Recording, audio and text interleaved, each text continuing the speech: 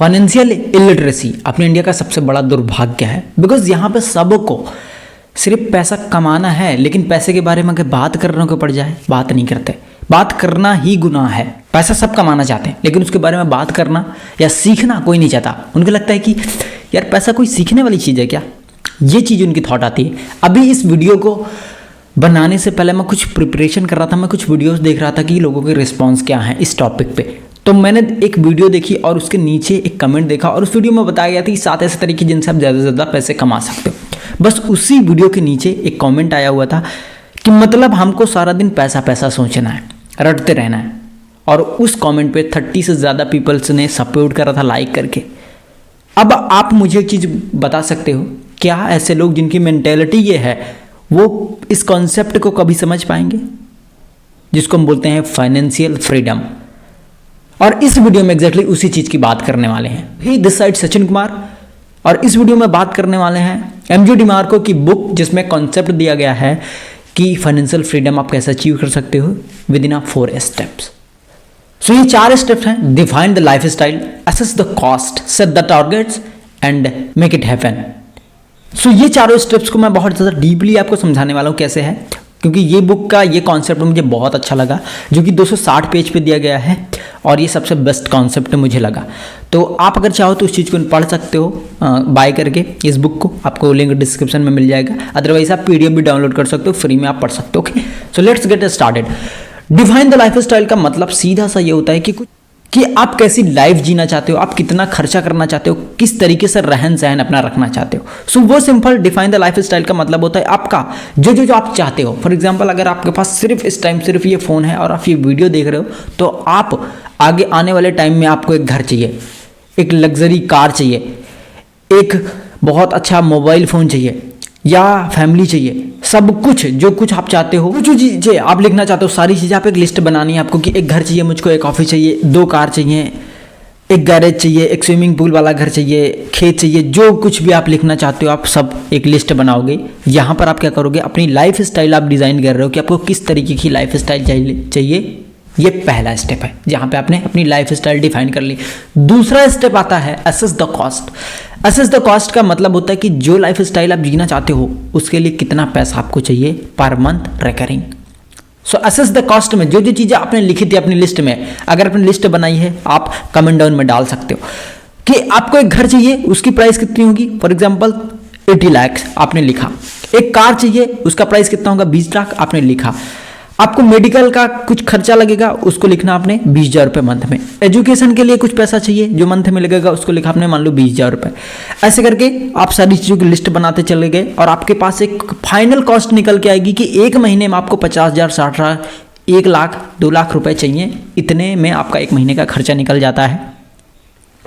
सो ये हो गई आपका second step, assess the cost.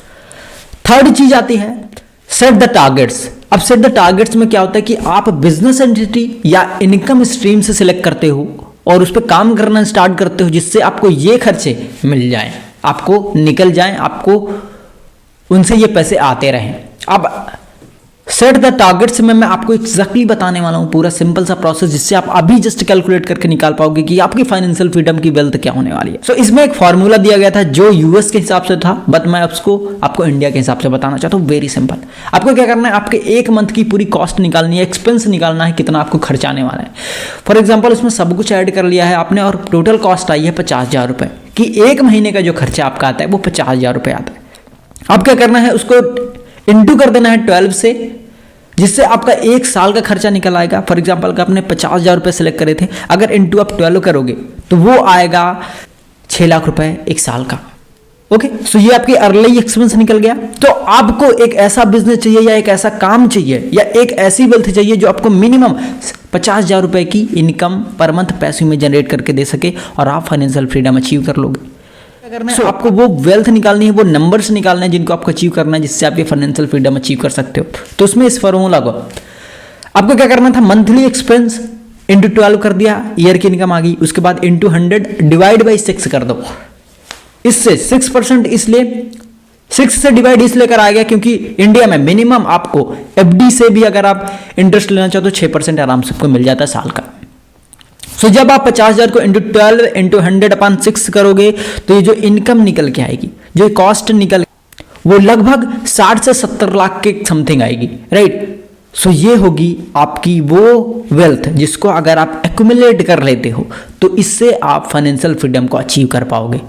अब क्या होगा, जो ये वेल्थ आपने इकट्ठी करी है, अगर इसको आप कुछ भी नहीं जानते फाइनेंस के बारे में, आपको नहीं पता म्यूचुअल फंड कैसे काम करता है, स्टॉक मार्केट कैसे काम करता है, तो आप क्या करोगे, सीधे इसको बैंक जाके एफडी में डाल दोगे, जहां से आपको 6% इंटरेस्ट मिल रहा होगा।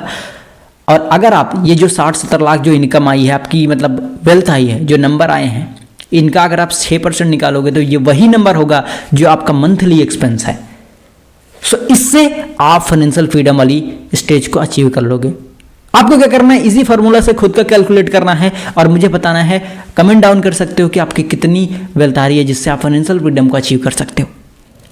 सो चौथा स्टेप आता है मेक इट हैपन। अब यहाँ पे क्या बताया गया, उन्होंने बताया कि हो सकता है तुम्हारे सामने जो नंबर आया हो वो बहुत बड़ा हो सकता है, आपकी करंट सिचुएशन के हिसाब से इतना बड़ा कि आप इमेजिन ना कर पा रहे हो कि यार ये अचीव हो सकता है या नहीं हो सकता है। आपको मजाक भी लग सकता है, आपको एक एम्बैरेसिंग सी फीलिंग आ सकती है क्योंकि इतना बड़ा नंबर, क्योंकि जिस टाइम मैंने इसको खुद के लिए कैलकुलेट करा था यकीन नहीं होता मुझे, क्योंकि इतना तो मेरे पूरे खानदान में किसी ने नहीं कमाया है, राइट।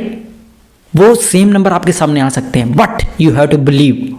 इस बुक में आपको बता कि how to make it happen. आपको जब 27 मील की एक रेस करनी होती है तो आप सीधे 27 मील का नहीं सोचते हो, आप स्टार्ट करते हो अपने पाँव से 3 कदम की दूरी को देख करके और चलना स्टार्ट करते हो और आप 27 मील की रेस को भी जीत जाते हो। So if you have like the video, hit the like button and hit the subscribe button, ताकि आपको हर ऐसी वीडियो मिलती रहे जो आपको 1% डेली ग्रोथ दे सके।